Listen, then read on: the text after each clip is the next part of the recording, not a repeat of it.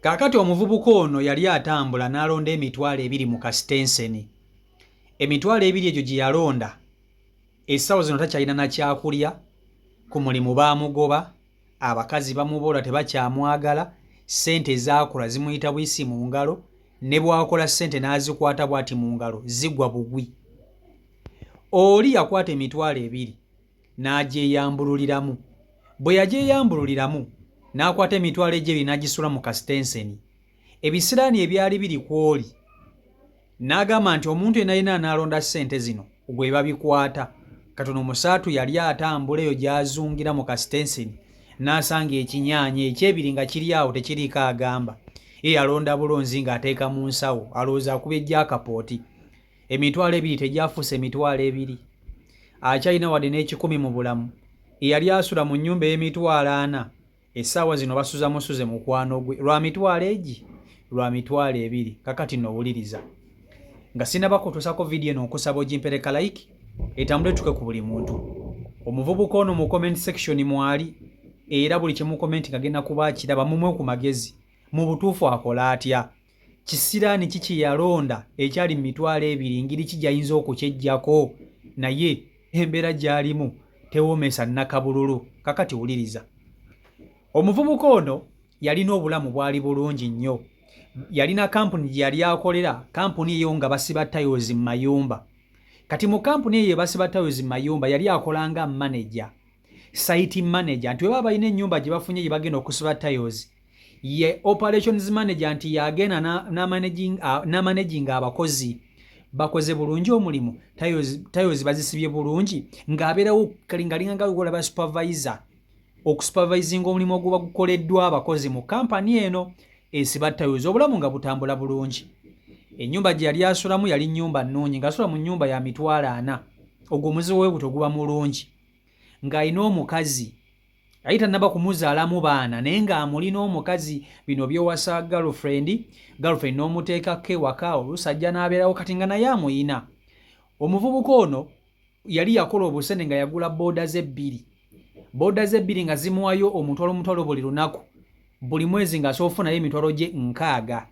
Omuvubuka ono yali alina emidala gya capati 2 ate gino gikiyosiki eminene, si buno obudaladala buno obutono, ng'alina egyo emidaala eminene egya capati ng'olunaku asooka okukola emitwalo neyo giba 3 oba 2 ng'olunaku luganye.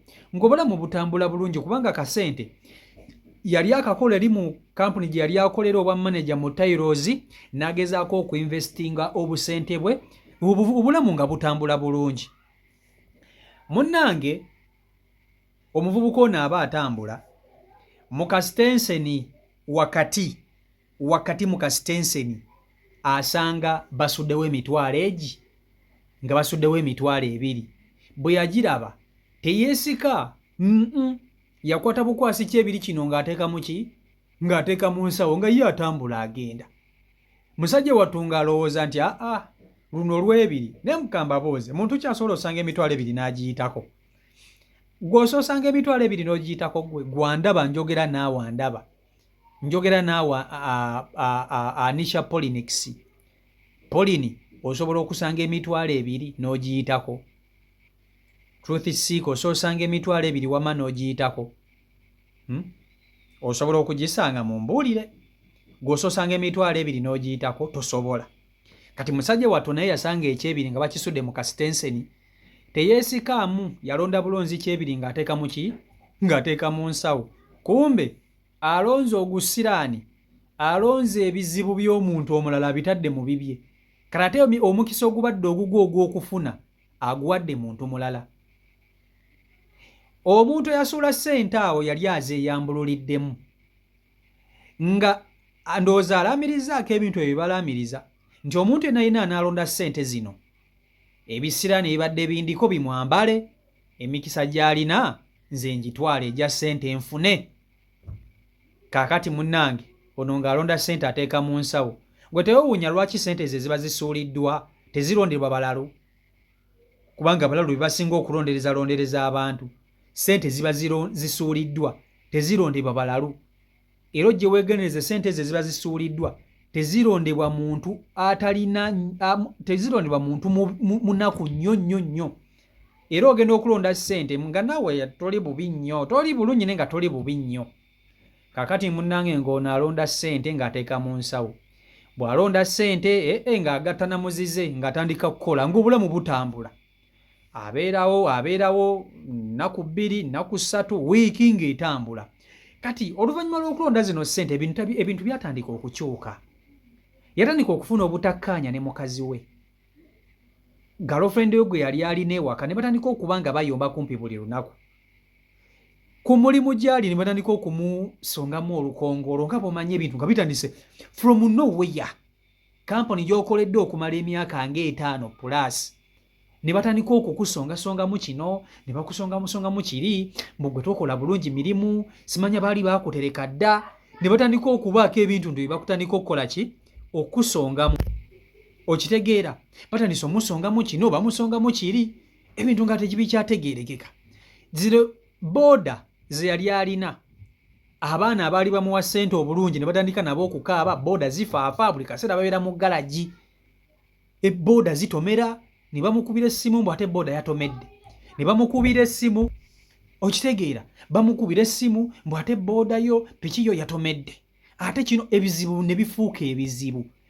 Mu mwezi gumu yali atandise okuluuzinga buli kimu ebimu ku bintu by'ayina. Mu mwezi ogwo nga guli ogusiraaniro gutandise okukola, gutandise okumwambala. Omanyi bw'oyambala ogusiraani gukola mpola, buli kimu kigenda mpola naye ng'ekigenda tekidda. Mpola buli kimu tekiva lumu nti ozironze buli kimu kiweddewo nedda. Mpola ogenda okulaba omuntu eyali alina emirembe tokyalina mirembe. Omuntu yabeeranga mu nnyumba ng'olina miliyoni 5 nga n'emitwalo 2 okugifuna lutalo. Kati bwe bulamu bw'ono omuvubuka. Omuvubuka eno ebintu ne bitandika nno okumusobera nno ebyaddala. Ku mulimu gye yali akola nga bajja bamugoba. Ekyamugobya mbu baagenda ne bamuwa tayirozi ez'okutwala ku sayiti. Zigenda tayirozi okutuuka ku sayiti nga teziwera. Boxi ze bamuwa ne bamugamba nti kati eno sayiti egenda kukolebwako eboxi za tayirozi bwe ziti. Mbu zigenda okutuuka ku sayiti nga bagamba nti ku boxi zino kubulako. Ne bamugamba tayirozi zino engeri gy'ali in charge yazibbye.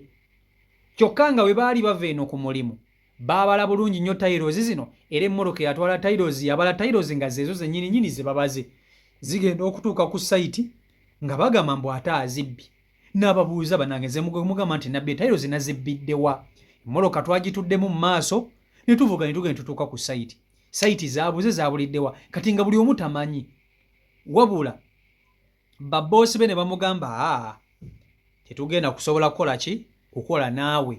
Ekyali tekibangawo nga bamugoba ku mulimu gw'abadde asibiddeko akawuzi, ogubadde gumusasula ssente nnyingi, ogubadde guzimbye obulamu bwe nga bamugoba. Kati bwe bamugoba yasigaza gino emirimu gye 3 okuli booda ze 2 n'emidala gya capati 2 gy'abadde ajjamu akasente. Kakati booda zatandika okufuna akisidenti entakera. Booda ze zifaafa buli kaseera zibeera ku akisidenti. Bazitutte ku poliisi, asasudde ssente aziggyeyo, tezikyasobola kuleeta kasente ng'agamba naye bannange booda nazo zisusse okundetera ebizibu. Buli kaseera zibeera mu akisidenti, buli kaseera kino, buli kaseera kiri, ng'akwata booda ng'azitunda.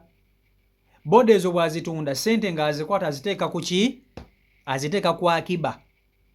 Ssente z'atunzeemu booda aba atambula agenda okutuuka ewaka. Ssente ze yabadde atunze booda nga tezikyawera nga ssente zaagudde. Bw'aba booda yazitunda miliyoni nga 2 yatuusa miliyoni nga 2 era oba emu kitundu nga ssente endala zigudde talabako yadde n'ekikumi. Neyeebuuza ssente ze mbadde ntadde mu nsawo bulungi nnyo bwe ziti ate zirazeewa nga ssente zimuguddeko nga tategedde na kutegeera oba ssente zaayitawa naye tamanyi. Ng'akwata obwo obusente munsonyiweko, ng'akwata obwo obusente nga bw'atandika okulyako mpolampola bw'atunzeemu booda. Kati ng'olumu agenda kugina emidaala egya capati nga waafune bamusiikeyo Rolex awo kikomando ku midaala gye n'alya. Emidaala gino nagyo gyatandika okwesala ejja gyeta akasente ng'oluusi asobola okukola emitwalo 3 ne gitandika okwesala ne gidda mu mitwalo 2 gijja mu mitwalo 10 chapati zitandise okudiba ebintu ebidiba eno nga neeri bidiba eno neeri bidiba kuba emirala gino egy'ekyapati gyali tegiri mu kitundu kimu ng'ogumu yaguteekanga mu kitundu kirala n'omulala nga guli walala. Emirala gino gyatandika okugwa mpola. Abantu abaali balya chapati za bizinensi ye batandika okubula nga ne bwaba akubye katoni 2 chapati zidiba. Abakozi ne batuka ekiseera ne bagamba ababana boss chapati tezikyatambula katugende tufune emirimu ewalala. Abaana be yali akozesa ne beegoba kati ng'ekintu kyalina okukola kubanga ye teswa siika chapati zino ng'alina kukwata midala gino gya chapati kugitunda ajuguze abantu abalala kubanga n'abakozi abaali bakolako baali babuze ng'akwata midala gya chapati nga nagyo agitunda. Ku mulimu bamugobye boda azitunze emirala gya chapati gijjo zibadde zidiba azitunze sente nga bwazikwata ng'azitwala ewaka.